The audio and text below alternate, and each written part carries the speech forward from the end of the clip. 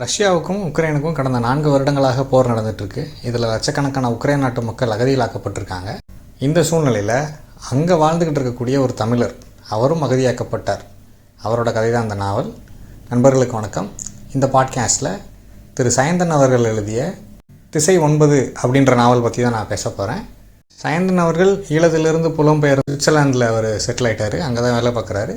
இது அவரோட 4வது நாவல். அவரோட முதல் நாவல் ஆறாவடு, 2வது நாவல் ஆதிரை, 3வது நாவல் அஷேரா, இது 4வது நாவல் திசை 9. நீங்கள் தொடர்ந்து ஈழ இலக்கியங்களை படிக்கக்கூடியவராக இருந்தால், முத்துலிங்கம் மற்றும் சோபா சக்தி அவர்களோட எழுத்துக்களை படிக்கக்கூடியவராக இருந்தால் நீங்கள் தொடர்ந்து சயந்தன் அவர்களோட எழுத்துக்களையும் படிக்கலாம். இவங்க 3 பேர் எழுத்துக்களுக்கும் பொதுவான அம்சங்கள் நிறையா உண்டு, வித்தியாசமான விஷயங்களும் உண்டு, அவற்றுக்கே உரிய தனித்தன்மைகளும் உண்டு. இந்த நாவலோட ஆரம்பமே ரஷ்யாவுக்கும் உக்ரைனுக்குமான போர் ஆரம்பிக்கிறது தான். அப்போ அவங்க ஒரு சுருக்கமாக எப்படி 1500 வருடங்களாக அந்த நாட்டு மக்கள் அங்கே இருக்காங்க, அந்த மாநகரத்தில், கீவ் மாநகரத்தில் இருக்காங்க அப்படின்ற ஒரு கதையை சொல்லிவிட்டு, அன்றைய அந்த நாட்டோட அதிபரான ஜெலன்ஸ்கி நான் இங்கே தான் நிற்கிறேன்னு சொல்லி அவர் போட்ட போஸ்ட்லேருந்து இந்த நாவல் ஆரம்பிக்குது. இந்த கதையை சொல்லியான இளங்கோ, ஃபஸ்ட் பர்சன் நேரட்டிவ் தான், அவர் தான் இந்த கதையை சொல்கிறாரு. அவர் இலங்கையில் போர் முடிகிறதுக்கு முன்னாடி 2008 அந்த கடைசியில் அவர் அங்கேருந்து கிளம்பி சுவிட்சர்லாந்துக்கு போகணுன்னு சொல்லி தான் அகதியாக கிளம்பி வர்றாரு.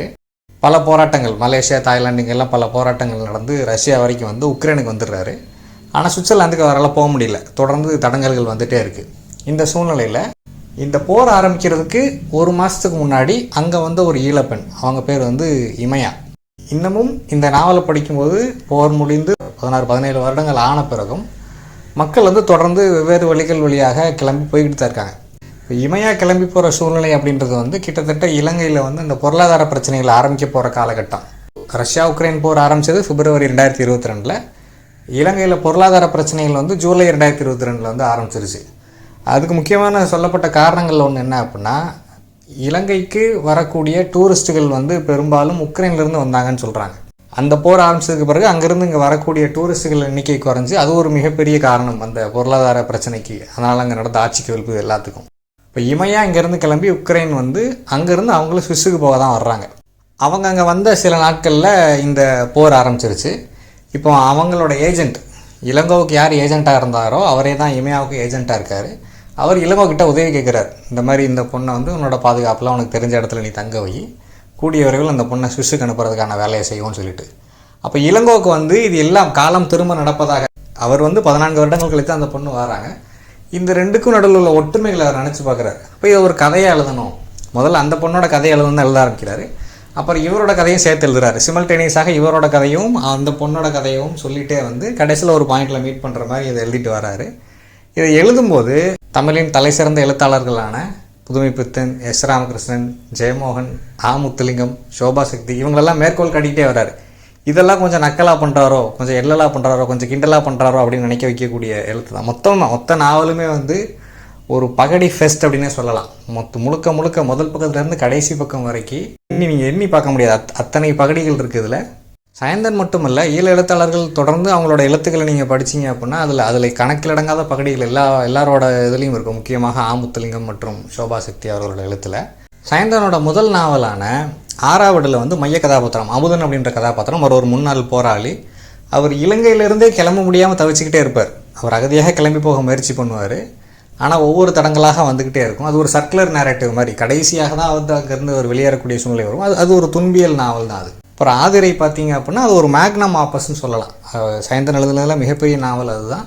அது அங்கே வாழ்ந்த மக்களோட கிட்டத்தட்ட 30 வருட வாழ்க்கையை சொல்லுது. அந்த இயக்கம் ஆரம்பிக்கப்பட்டு போர் முடிவு வரை, போர் முடிந்த பிறகும் அவங்களோட வாழ்க்கை எப்படி இருக்குன்னு சொல்லக்கூடிய ஒரு நாவல் அது. இந்த நாவல் இதை நீங்கள் எது கூட கம்பேர் பண்ணலாம் அப்படின்னா, முத்துலிங்கம் அவர்கள் எழுதிய கடவுள் தொடங்கிய இடம் நாவல் கூட கம்பேர் பண்ணக்கூடிய நாவல். இந்த நாவலை படிச்சுக்கிட்டே இருக்கும்போது அந்த நாவல் உங்களுக்கு தொடர்ந்து ஞாபகம் வந்துகிட்டே இருக்கும்.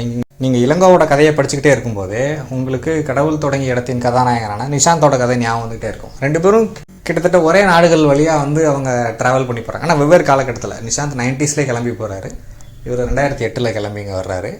இந்த நாவலோட முக்கியமான பேசு பொருள் என்ன, இல்லை முரண் என்ன அப்படின்னா, தமிழர்களுக்கு உலகம் முழுவதும் கிடைக்கக்கூடிய மரியாதை, குறிப்பாக அகதிகளாக கிளம்பி போகும்போது ஐரோப்பிய நாடுகளில் கிடைக்கக்கூடிய மரியாதை என்ன அப்படின்றதான் இதில் அவங்க தொடர்ந்து பேசுகிறாங்க. இந்த போர் சூழ்நிலை காரணமாக ஈழத்திலிருந்து 10 லட்சத்திற்கும் மேற்பட்ட மக்கள் அகதிகளாக கிளம்பி சென்று உலகம் பூரா இருக்காங்க. அகதியாக கிளம்பி போவதற்கும் ஐடி எம்ப்ளாயியாக கிளம்பி போவதற்கும் பெரிய வித்தியாசம் இருக்குது. இந்தியாவிலிருந்து வரக்கூடிய ஐடி எம்ப்ளாயிகளை இன்றைக்கி அமெரிக்க ஜனாதிபதியாக இருக்கக்கூடிய ட்ரம்ப் வந்து மாஃபியா கும்பல்னு சொல்கிறார். நீங்கள் வந்து 8 மாதம் ப்ரெக்னென்சி அங்கே வந்து குழந்தை பார்த்துக்கிட்டு எங்கள் குடியுரிமை வாங்கிக்கிறீங்க அப்படின்ற மாதிரிலாம் அவர் ரொம்ப தரக்குறைவாக பேசியிருக்காரு. இது அந்த மேற்குலக பார்வை, அங்கே இருக்கக்கூடிய அந்த வலதுசாரி பார்வையுடைய ஆட்கள் வந்து அகதிகளையும் குறிப்பாக ஏசியாவிலிருந்து வரக்கூடிய அகதிகள் எப்படி பார்க்குறாங்க, ஸ்ரீலங்கா, பாகிஸ்தான், சிரியா, ஈரான் இந்த மாதிரி நாடுகளிலிருந்து அகதிகளாக கிளம்பி செல்லக்கூடிய மக்களை வந்து அவங்க நடத்தும் விதம்.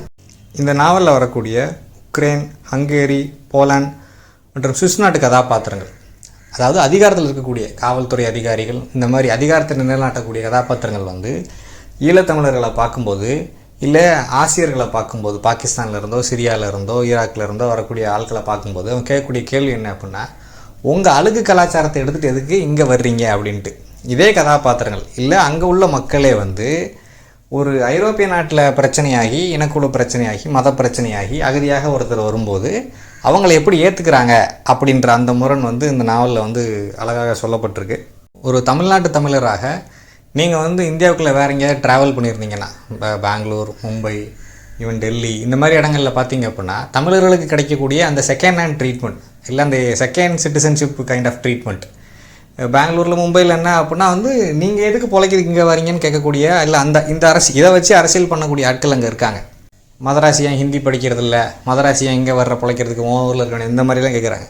இப்போ தமிழ் பேசக்கூடியவர்கள் உலகத்தில் எங்கே போனாலும், அவர்கள் இப்போ தமிழ்நாட்டு தமிழர்கள் இந்தியாவுக்குள்ளே எங்கே போனாலும் இல்லை ஈழத்தமிழர்கள் உலகத்தில் எங்கே போனாலும் அவங்களுக்கு கிடைக்கக்கூடியது இந்த மாதிரி ஒரு ட்ரீட்மெண்ட்டு தான் அப்படின்றத படிக்கும்போது ஆதங்கமாக தான் இருக்குது. நாவலோட கிளைமேக்ஸ் என்ன அப்படின்னா, இந்த போர் சூழல், இலங்கையில் உள்ள ஈழத்தில் உள்ள போர் சூழலிருந்து பொருளாதார பிரச்சனையிலிருந்து தப்பி சென்ற 2 கதாபாத்திரங்கள், முக்கியமாக இளங்கோ, முதல்ல போர் முடியறதுக்கு முன்னாடியே கிளம்பி போன இளங்கோவுக்கு என்ன ஆச்சு, இந்த கிளைமேக்ஸுக்கு முன்னாடி ஒரு காட்சி வருது. அதில் என்ன அப்படின்னா, இங்கே போர் ஆரம்பித்த பிறகு, உக்ரைனில் போர் ஆரம்பித்த பிறகு உக்ரைன் நாட்டு மக்கள் வந்து அங்கே உள்ள அந்த மெட்ரோ ஸ்டேஷனில் தங்கியிருக்காங்க. தரையிலிருந்து 100 அடி ஆழத்தில் இருக்குது. சோவியத் கால கட்டடம், அதனால் வந்து எல்லா குண்டு வெடிப்புகளையும் தாங்கக்கூடிய மாதிரி தான் கட்டியிருக்காங்க. அங்கே 3000க்கு மேலே மக்கள் தங்கியிருக்காங்க. அங்கே இராணுவம் வந்து 18 வயசுலேருந்து 60 வயசுக்குள்ள ஆண்கள் எல்லாம் வந்து போருக்கு கூப்பிட்றாங்க. அங்கே உக்ரைனை பொறுத்த வரைக்கும் 18 வயசான எல்லாருமே இராணுவ பயிற்சி எடுத்துக்கிடணும், என்றைக்குனாலும் கூப்பிடுவாங்க அப்படின்ற மாதிரி. அவங்க கூட இருக்கிற அவரோட காதில் என்ன சொல்லிடுறாங்க அப்படின்னா வந்து, இவர் இந்தியர்னு சொல்லிடுறாங்க, ஈழத்தமிழர்னு சொல்லாமல் இந்தியர்னு சொல்லிடுறாங்க. அவங்க அந்த இடத்துல ஆக்சுவலாக போய் சொல்கிறாங்க, உண்மையை மறைக்கிறாங்க. இந்தியர்னு சொன்ன உடனே அங்கே உள்ள உக்ரைனியர்கள் வந்து பயங்கரமாக கோவப்படுறாங்க. இவர்கிட்ட வந்து சண்டைக்கு கிட்டத்தட்ட அடிக்க வர்ற அளவுக்கு வந்து சண்டை சத்தமாக பேசுகிறாங்க. என்னன்னு சொல்லி கேட்கும்போது அங்கே இருந்த ஒரு உக்ரைனியர் என்ன சொல்கிறார் அப்படின்னா, சண்டை ஆரம்பித்த உடனே ஒரு இந்திய தலைவர் வந்து ட்வீட்டு போட்டிருக்காரு, போரில் வெல்ல வாழ்த்துக்கள் அப்படின்னு சொல்லி ரஷ்யாவுக்கு. ஒன்று அவரோட காதலியான ஹானா எக்ஸ்பிளைன் பண்ணுறாங்க, அந்த ட்வீட்டு போட்டவர் வட இந்திய தலைவர், இவர் வந்து தென் இந்தியர், இது 2க்கும் பெரிய வித்தியாசம் இருக்குது, நீங்கள் அந்த ட்வீட்டு போட்டவரோட பிரதிநிதியாக இவரை நினைக்க வேண்டான்ற மாதிரி அவங்க எக்ஸ்பிளைன் பண்ணுறாங்க. அதுக்கு பிறகு தான் அவங்க சாந்தமாகறாங்க. போகிற போக்கில் வந்து இந்த எழுத்துக்களில் நீங்கள் ஆமுத்துலிங்கம், சோபா சக்தி, அகைன் சயந்தன் இவங்க எல்லாரும் எழுதும்போது இந்தியாவோட இந்த இரட்டை முகம், இந்த பாராமுகம், பக்கத்து நாட்டில் நடந்த கொடுமைகளை கண்டுக்கிடாமல் விட்டுட்டு அப்படியே பூசி மழுப்பக்கூடிய அந்த அரசியல் கேரக்டரை வந்து கிண்டல் பண்ணக்கூடிய இல்லை விமர்சனம் பண்ணக்கூடிய இதுவும் இருக்கும். இதெல்லாம் தாண்டி இது எப்படி எடுத்துக்கிறது இந்த நாவலில் படிக்கும்போது என்ன அப்படின்னா, இந்த கொடுமைகள், இந்த நிலையற்ற தன்மை, அரசியல் நிலையற்ற தன்மை, இன்றைக்கி உலகம் வந்து நீங்கள் எந்த நாட்டில் இருந்தாலும் சேஃப் இல்லை. இந்த பாருங்கள், ரஷ்யா உக்ரைன் போரை வந்து நிறுத்துறதா சொல்லி தான் ஒரு பைத்தியக்காரர் கிளம்புனார். கடைசியில் அவர் இன்னொரு இடத்துல போர ஆரம்பித்து விட்டார். அந்த இந்தியா ஆயில் வாங்குறது நிப்பாட்டினா அந்த போர் நின்றும்லாம் அவர் சொன்னார்.